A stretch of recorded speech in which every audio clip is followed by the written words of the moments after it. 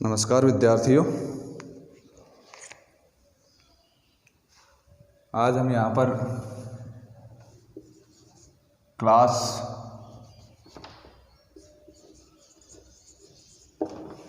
10th/12 चल रहा था अपना टॉपिक। उसमें अपन कार्यपालिका पढ़ रहे थे और कार्यपालिका में हमने राष्ट्रपति, प्रधानमंत्री, मंत्रिपरिषद, इनका गठन, राष्ट्रपति कार्य पढ़ लिए थे। आज अपन पढ़ेंगे मंत्रिपरिषद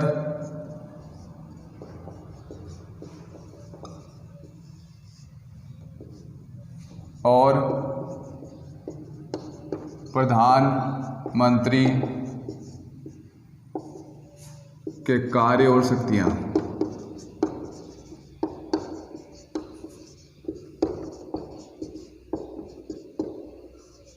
कार्य और शक्तियां गठन अपन ने पढ़ लिया था। अब पढ़ेंगे अपन प्रधानमंत्री और मंत्रिपरिषद के कार्य और शक्तियां। यानी जैसे मैंने आपको बताया था, भारत में कार्यपालिका दो प्रकार की होती है। पहली कार्यपालिका अपनी होती है नाम मात्र कार्यपालिका, और नाम मात्र की कार्यपालिका शक्तियां निहित होती है राष्ट्रपति में। और वास्तविक कार्यपालिका मंत्रिपरिषद और प्रधानमंत्री, यानी व्यवहार में अपने संविधान में बाकायदा लिखा गया है कि साहब प्रधानमंत्री और राष्ट्रपति की समस्त शक्तियों का उपयोग प्रधानमंत्री और मंत्रिपरिषद द्वारा किया जाएगा। या ऐसे कहें कि साहब राष्ट्रपति का पद होगा, समस्त कार्यपालिका शक्तियां उसमें निहित होगी, और राष्ट्रपति के कार्य में सहयोग के लिए एक मंत्रिपरिषद होगी, और मंत्रिपरिषद का मुखिया प्रधानमंत्री कहलाएगा। तो अपन ने इसका गठन पढ़ लिया कि साहब मंत्रिपरिषद और प्रधानमंत्री का गठन किस प्रकार से होता है, नियुक्ति किस प्रकार से होती है। अब यहाँ पर अपन पढ़ेंगे कि साहब प्रधानमंत्री और मंत्रिपरिषद की शक्तियाँ कौन सी हैं। तो मैं यहाँ पर आपको प्रधानमंत्री की शक्तियाँ बता रहा हूँ, और प्रधानमंत्री की शक्तियाँ हैं यानी मंत्रिपरिषद की शक्तियों का नेतृत्व करता है प्रधानमंत्री। मंत्रिपरिषद की शक्तियों का नेतृत्व करता है प्रधानमंत्री। जैसे मैंने बताया था कि साहब मंत्रिपरिषद की मीटिंग होती है, उसकी अध्यक्षता करता है। मंत्रिपरिषद जो निर्णय लिए जाते हैं, उन निर्णय को एक तरह से उसके प्रधानमंत्री की निगरानी में लिए जाते हैं। तो अपन यहाँ पर प्रधानमंत्री की शक्तियाँ देखेंगे।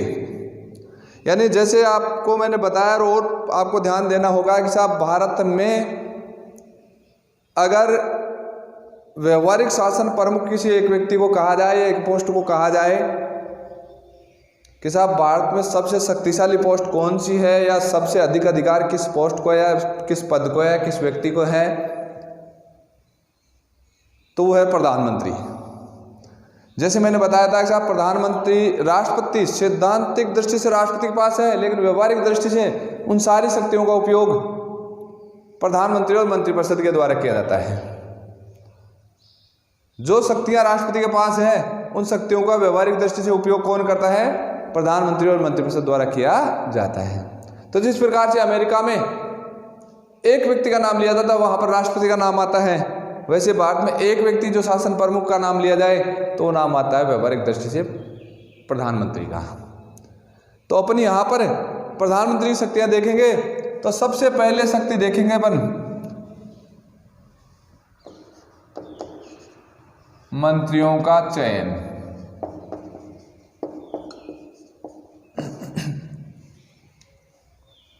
मंत्रियों का चयन, जैसे मैंने आप लोगों को बताया था कि साहब गठन में बताया था कि मंत्रियों की नियुक्ति राष्ट्रपति करता है, लेकिन गठन में बताया था कि प्रधानमंत्री का पहला कार्य है वो होता है मंत्रियों का चयन। यानी प्रधानमंत्री अपने दल या गठबंधन में से व्यक्ति चुनेगा और उन व्यक्तियों को मंत्रिपद की शपथ दिलाएगा राष्ट्रपति। तो पहली शक्ति प्रधानमंत्री की आती है, किसका चयन करना बताओ? मंत्रियों का चयन करना। यानी जैसे प्रधानमंत्री नियुक्ति हो गई तो प्रधानमंत्री अपने दल में से, अपने गठबंधन में से, गठबंधन दलों में से कुछ व्यक्तियों का चयन करता है और चयन करके किसको नाम देता है? राष्ट्रपति को देता है और राष्ट्रपति उनको मंत्री पद की शपथ दिलाता है।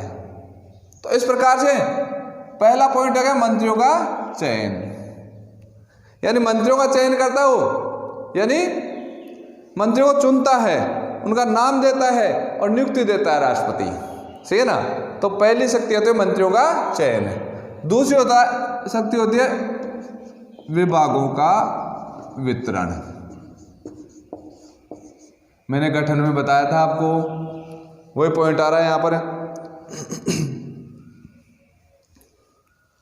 कि प्रधानमंत्री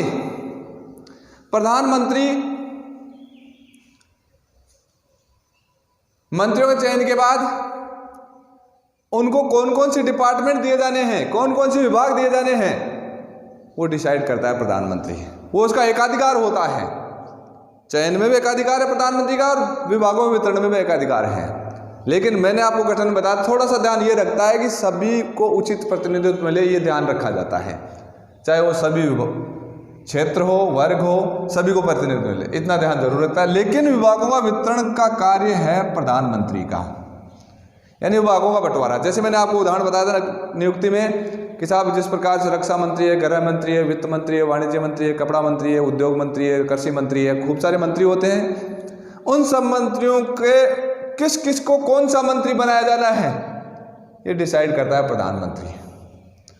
और समय समय पर विभाग परिवर्तित भी कर सकता है, विभागों में परिवर्तन भी कर सकता है।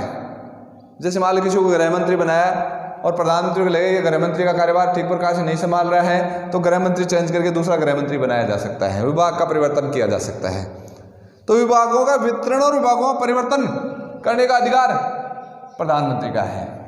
यानी संतुष्ट न हो प्रधानमंत्री किसी विभाग के मंत्री से, तो उसका विभाग चेंज किया जा सकता है, परिवर्तित किया जा सकता है। तो इस प्रकार से पहला पॉइंट आ गया साहब। दूसरा पॉइंट आ गया विभागों का वितरण। तीसरा आता है मंत्री परिषद का नेतृत्व, या जिसको कहेंगे अध्यक्षता।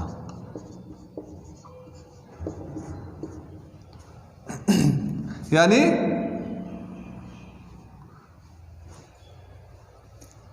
मंत्रिपरिषद का नेतृत्व तीसरा कार्य है। जैसे मैंने बताया आपको कि भारत के संविधान ने राष्ट्रपति को समस्त कार्यपालिका शक्तियां दी है, लेकिन उस संविधान में लिखा गया है कि राष्ट्रपति की हेल्प के लिए, सलाह के लिए एक मंत्रिपरिषद होगी और उस मंत्रिपरिषद का मुखिया प्रधानमंत्री कहलाएगा। तो मैंने गठन में बताया था कि साहब मुखिया होता है मंत्रिपरिषद का, कौन?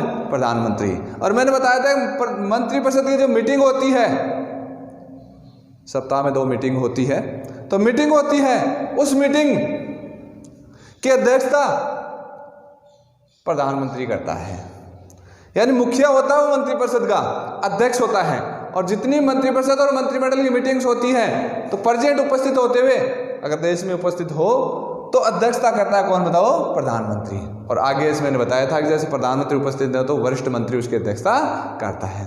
तो इस प्रकार देखो यहाँ पर कि साहब तीसरा कार्य मंत्रिपरिषद का नेतृत्व करना। चौथा कार्य है मंत्रिपरिषद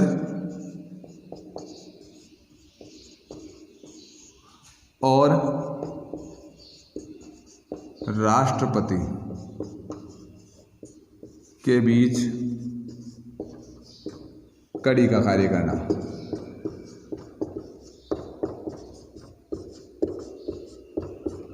यानी इसका मतलब है कि मंत्रिपरिषद का निर्णय है, मंत्रिपरिषद के जो निर्णय है उन निर्णयों को से अवगत कराता है राष्ट्रपति को। मंत्रिपरिषद के निर्णयों को से अवगत कराता है राष्ट्रपति को, और राष्ट्रपति जो आदेश है उनसे अवगत कराता है मंत्रिपरिषद को।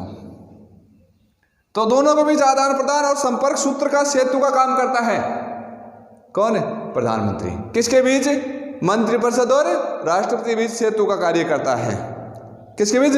मंत्रिपरिषद और किसके बीच बताओ, राष्ट्रपति के बीच। सेतु का मतलब होता दो चीजों को जोड़ने वाला बांध, और यहां पर कड़ी या सेतु का कार्य करता है कौन बताओ, प्रधानमंत्री। यानी मंत्रिपरिषद और राष्ट्रपति भी सेतु का कार्य करता है। और पांचवा पॉइंट ऐसा ही है, मंत्रिपरिषद और संसद के बीच कड़ी का कार्य करता है।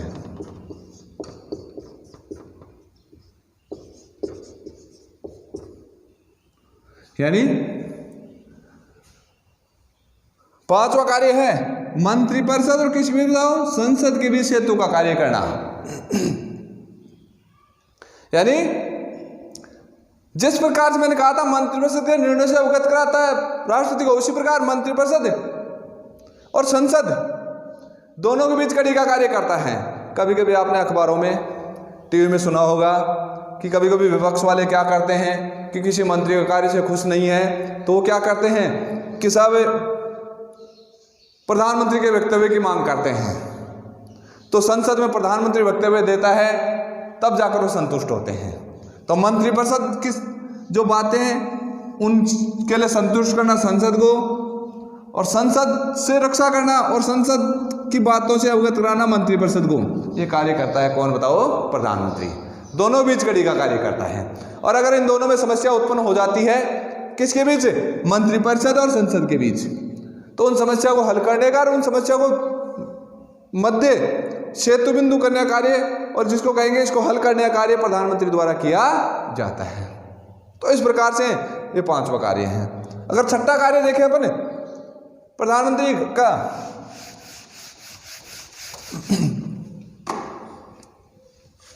तो वो है विभिन्न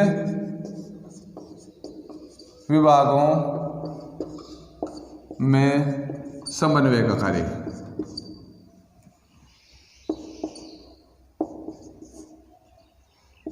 यानी यहां पर देखो विभिन्न विभागों में, यानी विभिन्न विभाग किसके, मंत्रिपरिषद के, विभिन्न विभागों में समन्वय का कार्य। यानी जैसे मैंने कहा था मंत्रिपरिषद में विभिन्न विभाग होते हैं, जैसे मान लो गृह विभाग है, रक्षा विभाग है, वित्त विभाग है, बार बार बोल रहा हूं मैं आपको। इन विभागों में उनको एकजुट रखने का कार्य, उन विभागों को एकता सूत्र में बांधने का कार्य। यानी जिस प्रकार से एक माला होती है माला देखी आपने, गजरा माला, तो माला होती है उसमें जैसे गजरा होता है, फूल होता है, माला मणियों की होती है। तो जैसे मणियों और फूलों के बीच एक चीज कॉमन होती है, माला और मणियों के बीच एक चीज कॉमन होती है, वो क्या होता है, धागा। अगर धागा टूट जाए तो मणियां बिखर जाएंगे, माला के फूल है बिखर जाएंगे।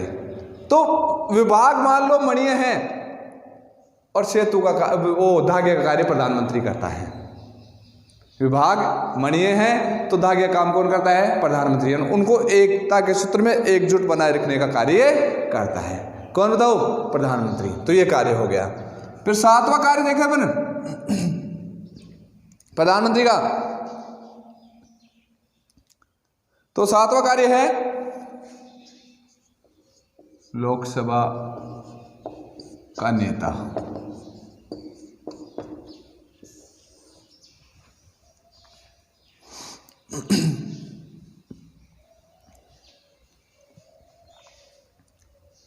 लोकसभा का नेता यानी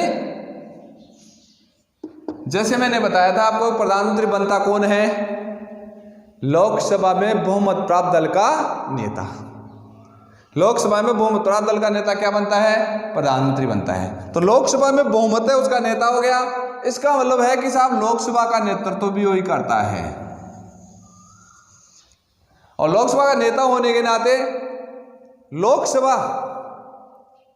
लोकसभा में क्या है, मुख्य रूप से जो लोकसभा की व्यवस्था बनाए रखना है, लोकसभा में विभिन्न कानूनों को पास करवाना है। लोकसभा के विभिन्न सदस्य हैं, जैसे 543 सदस्य हैं, उसमें मुख्य रूप से उसके गठबंधन के सदस्य होते हैं बहुमत में, बाकी विपक्ष में होते हैं। तो विपक्ष और सरकार के बीच लोकसभा में समन्वय बनाए रखने का लोकसभा कार्य संचालन में मुख्य रूप से योगदान देता है। और लोकसभा का नेतृत्व करता है कौन है? प्रधानमंत्री। वे लोकसभा में बहुमत दल का नेता होने के साथ साथ वो लोकसभा का भी नेता होता है, और लोकसभा के नेता होने के साथ साथ वो संसद का भी नेतृत्व करता है। और संसद के दोनों सदन हैं, कौन से? लोकसभा और राज्यसभा, उनमें भी समन्वय कार्य प्रधानमंत्री द्वारा किया जाता है। फिर आता देखो आपके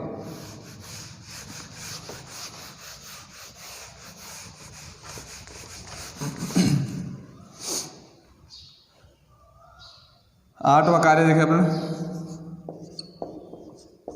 कानून निर्माण में महत्वपूर्ण भूमिका।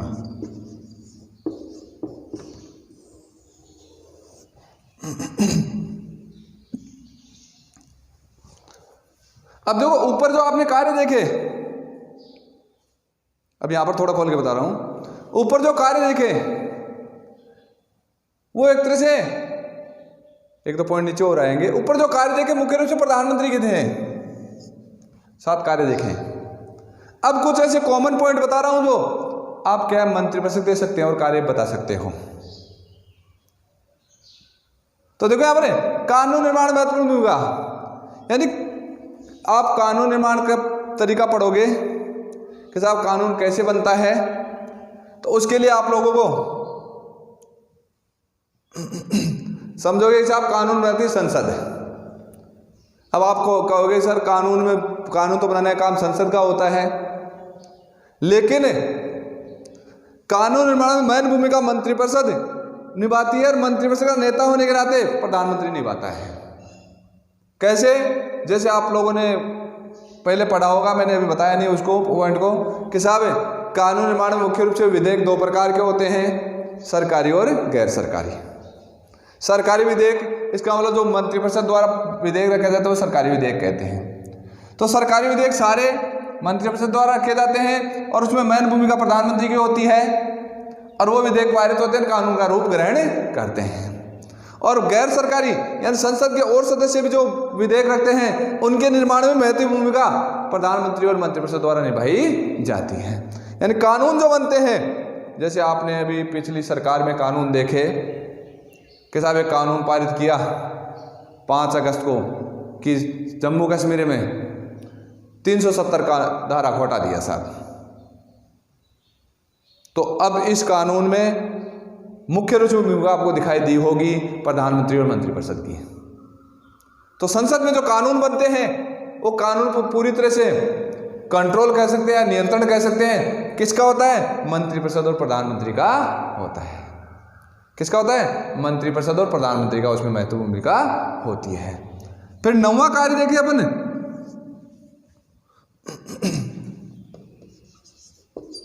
विदेश नीति का निर्माण।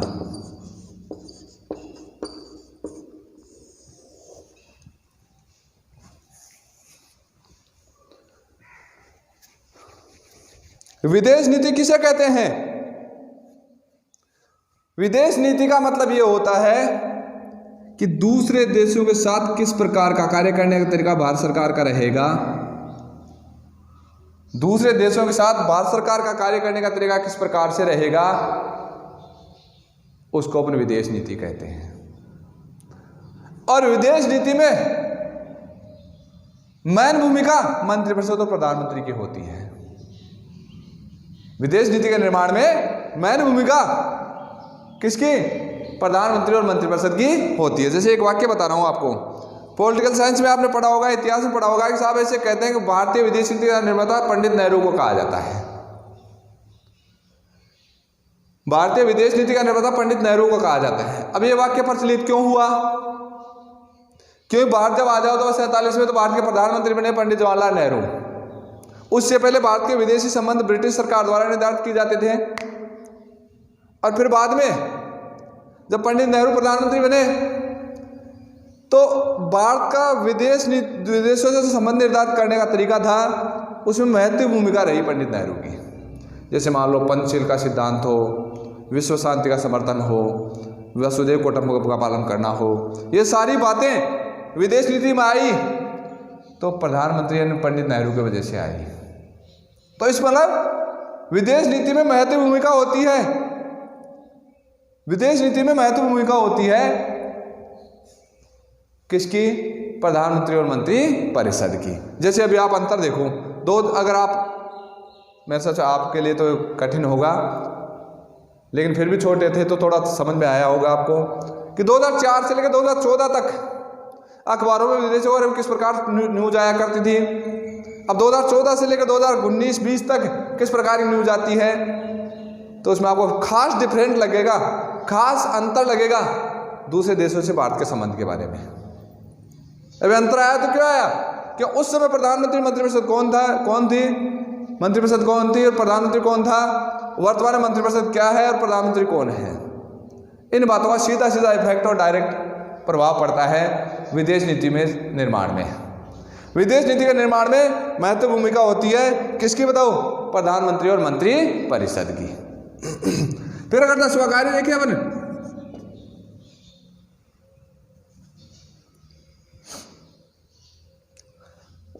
देश का विदेशों में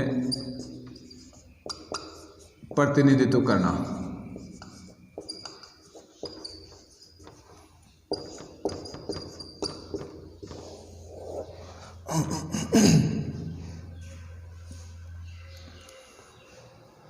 यानी वैसे भारत का शासन प्रमुख राष्ट्रपति है,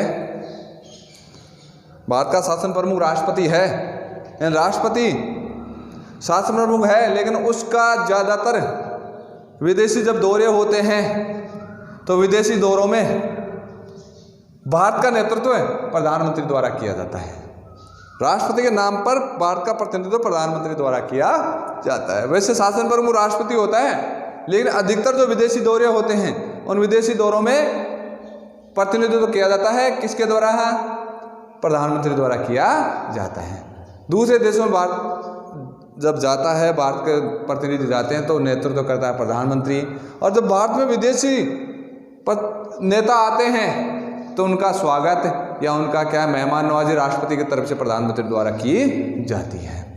तो विदेशों में प्रतिनिधित्व, देश का विदेशों में प्रतिनिधित्व, देश का विदेशों में प्रतिनिधित्व, और देश में विदेशी मेहमानों का स्वागत करना हो, उनका अवगत करनी हो, मेहमान नवाजी करनी हो, राष्ट्रपति की तरफ से प्रधानमंत्री द्वारा की जाती है। तो इस प्रकार से ये 10वां कार्य आ गया किसका? प्रधानमंत्री का। तो देखो यहाँ पर ये प्रधानमंत्री कार्य देखे अपन ने। अब देखो जैसे मैंने बताया कि कार्यपालिका का वास्तविक मुखिया प्रधानमंत्री होता है, कार्यपालिका का वास्तविक मुखिया प्रधानमंत्री होता है, और प्रधानमंत्री मंत्रिपरिषद का नेतृत्व करता है। मंत्रिपरिषद और प्रधानमंत्री मिलकर कार्यपालिका का नेतृत्व करते हैं, और कार्यपालिका की शक्तियां समझ शक्तियां उसमें निहित होती है। और अगर आपको फिर आगे एक पॉइंट जो रह गया इसका वो देखोगे कि साहब मंत्रिपरिषद की शक्तियां, तो मंत्रिपरिषद की शक्तियां, इन्हीं शक्तियों में से आप क्या डिवाइड कर सकते हो। जैसे आप कर सकते हो कि साहब कार्यपालिका का नेतृत्व मंत्रिपरिषद द्वारा किया जाता है, ये पॉइंट बना सकते हैं अपन। जैसे संविधान में लिखा गया है कि राष्ट्रपति की सलाह के लिए एक मंत्रिपरिषद होगी, मंत्रिपरिषद का मुखिया प्रधानमंत्री होगा। तो कार्यपालिका का निर्माण मंत्रिपरिषद से होता है। फिर अगर दूसरा कार्य अपन मंत्रिपरिषद या देखें तो देख सकते हैं कि साहब कानून निर्माण में मंत्रिपरिषद की महत्वपूर्ण भूमिका होती है, विदेश नीति में मंत्रिपरिषद की महत्वपूर्ण भूमिका होती है ना। तो इस प्रकार है। और इस प्रकार जैसे मान लो कि साहब देश में वित्तीय विधेयक है, वित्तीय कानून है, बजट है, उसको तैयार करने में मंत्रिपरिषद की महत्वपूर्ण भूमिका होती है। देश में कानून को लागू करने में मंत्रिपरिषद की महत्वपूर्ण भूमिका होती है। तो इस प्रकार से जो कार्यपालिका की शक्तियाँ हैं उन समझ शक्तियों को बने मंत्रिपरिषद और प्रधानमंत्री के रूप में उसको एक तरह से प्रदर्शित कर सकते हैं। और कार्यपालिका, वास्तविक कार्यपालिका शक्तियाँ होती है वो निहित होती है किसमें? प्रधानमंत्री और मंत्री परिषद में। जैसे मैंने बताया अभी आपको कि साहब भारत में कार्यपालिका शक्तियाँ सैद्धांतिक दृष्टि से राष्ट्रपति में होती है, लेकिन व्यवहारिक दृष्टि से उसका उपयोग प्रधानमंत्री और मंत्रिपरिषद द्वारा किया जाता है। और जैसे मैंने बताया कि साहब किस प्रकार से भारत के शासन पर नियंत्रण होता है, सेंटर के शासन पर किसका? मंत्रिपरिषद और प्रधानमंत्री का। तो ये अपन ने आज के अध्याय में पढ़ा कि सब प्रधानमंत्री और मंत्रिपरिषद का गठन पहले पढ़ लिया था। अभी अपन ने पढ़ा कि साहब प्रधानमंत्री और मंत्रिपरिषद किस प्रकार से कार्य करती है, वो अध्ययन किया अपन ने, उनके कार्य देखे अपन ने, शक्तियां देखी।